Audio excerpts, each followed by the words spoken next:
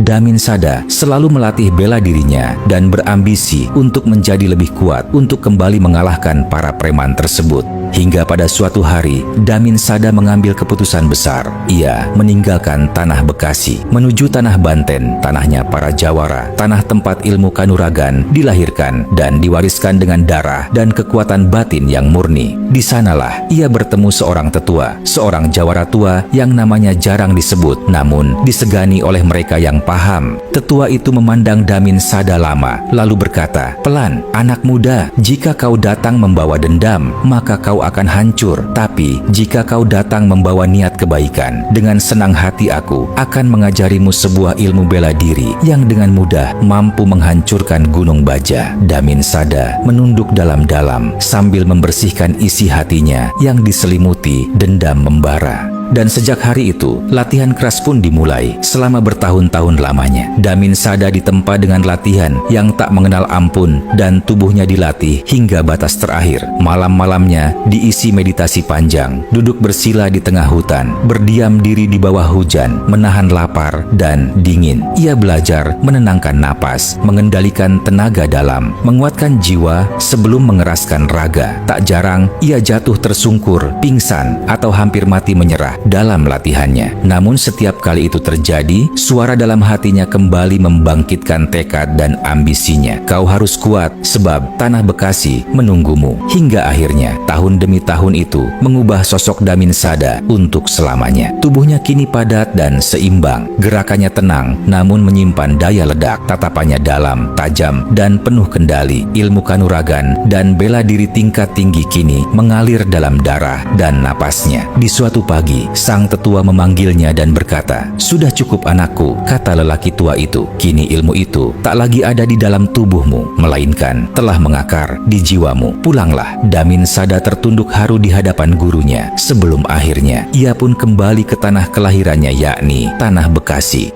Namun kini, ia kembali bukan sebagai pemuda penjaga pasar, melainkan ia kembali sebagai seorang Jawara yang ditempa luka dan latihan keras. Damin Sada menyadari dari kepulangannya hari itu, sebuah pertarungan besar telah menantinya.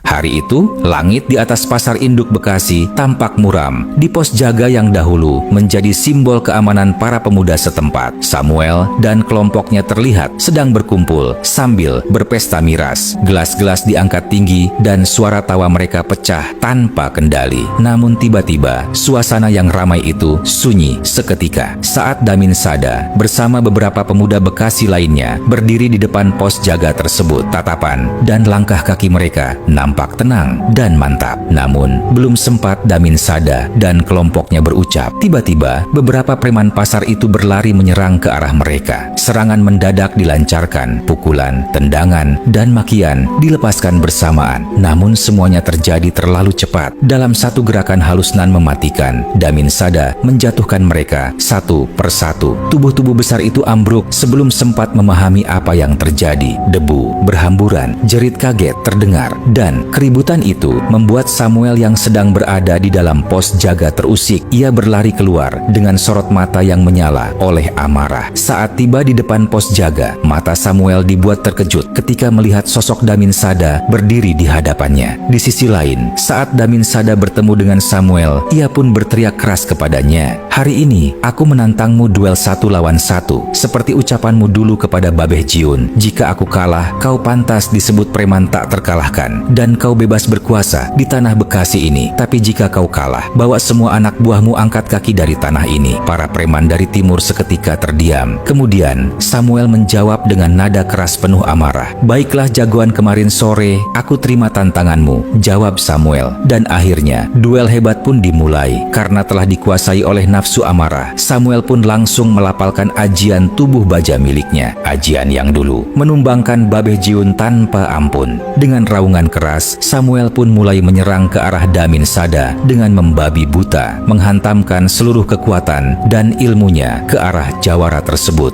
Namun lawannya kali ini bukan hanya hebat dalam bela diri, tetapi ia juga hebat dalam ilmu kanuragan. Dengan tenang, Damin Sada menghindari setiap serangan dari lawannya. Tak ada kepanikan di wajahnya, hanya keyakinan yang telah ditempa selama bertahun-tahun. Di sela serangan, Damin Sada berdiri tegak, bibirnya bergerak perlahan melafalkan sebuah doa yang telah ia pelajari di tanah Banten. Doa yang bukan untuk kesombongan, melainkan untuk menghancurkan kebatilan. Dan ketika pukulan Damin Sada mendarat, tubuh baja Samuel seketika bergetar hebat, seakan pukulan itu perlahan meruntuhkan ajian tubuh baja miliknya. Pukulan Damin Sada berikutnya menyusul, dan kini setiap serangan Damin Sada berhasil meruntuhkan ajian yang selama ini membuat Samuel tak terkalahkan. Kulit baja itu melemah, tenaga Samuel terkikis, dan wajahnya berubah pucat pasi. Tidak mungkin tubuh baja milikku bisa runtuh, gumam Samuel dalam hatinya. Dan akhirnya satu hentakan terakhir dilepaskan oleh Damin Sada yang membuat tubuh Samuel runtuh dan jatuh menghantam tanah hingga tak berdaya. Suasana di tempat itu seketika sunyi, dan hari itu